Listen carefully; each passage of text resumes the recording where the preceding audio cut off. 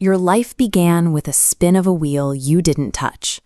Before you could even speak, the lottery of birth decided your starting capital, your family's zip code, and the genetic markers that shape how the world sees you. Some are born into safety and height, others inherit systemic poverty or a physical stature that society overlooks. To realize you are competing in a game where the entry requirements are uneven. When the math of the system seems broken from the start, effort can feel like a waste of energy. It is tempting to stand still when you feel you've been placed behind a wall you didn't build.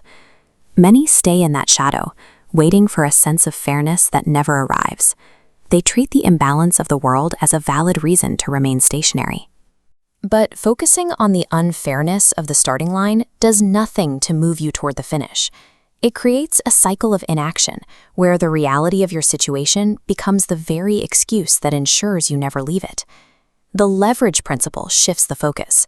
Look at this imbalance. On the left, the massive weight of uncontrollables. To move it, you need a change in mechanics. By positioning focus on the one variable you control, your response, you create a mechanical advantage over the heaviest disadvantages. The universe has no opinion on your struggle. It doesn't offer apologies for a difficult childhood or a genetic deficit. It only provides pressure. Under that weight, a weak structure like soft shale is simply pulverized, reduced to fine dust that is easily swept away. But that exact same crushing force is the only way carbon reorganizes itself into a diamond. The intense environment provides the energy for the transformation. Economic and social pressures act as a neutral catalyst. Whether that pressure breaks you or makes you unstoppable depends entirely on how you absorb the impact. History shows that extreme disadvantage often acts as a specialized training ground. The most dominant figures used their setbacks as the primary source of their momentum. Napoleon Bonaparte was an outsider in French society, frequently ridiculed for his Corsican accent and his lack of noble stature. He was positioned to be a footnote in the lives of the elite. Instead of retreating, he used that social exclusion to develop a ruthless, tactical obsession. The mockery he faced didn't stop him. It provided the specific friction he needed to fuel his rise to power. Consider Dr. B.R. Ambedkar. Born into a social system designed to ensure he remained in total poverty and isolation, stripped of even basic human dignity.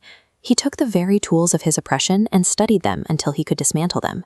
He forged an intellect so undeniable that he became the primary architect of the nation that once tried to exclude him.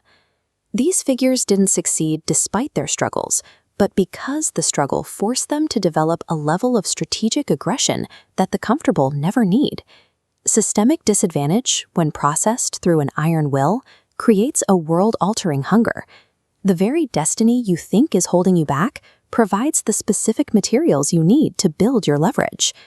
This requires you to stop concealing your perceived flaws. Whether it's your height, your family history, or your lack of resources, these are the facts of your position. Own these traits. Convert your insecurity into your identity.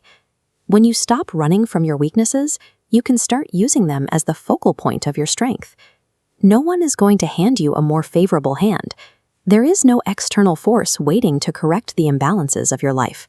Look inward and identify the one disadvantage you've used as your primary excuse for staying still.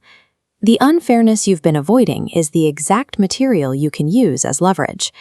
Name your weakness in the comments, decide how to use it, and commit to the shift.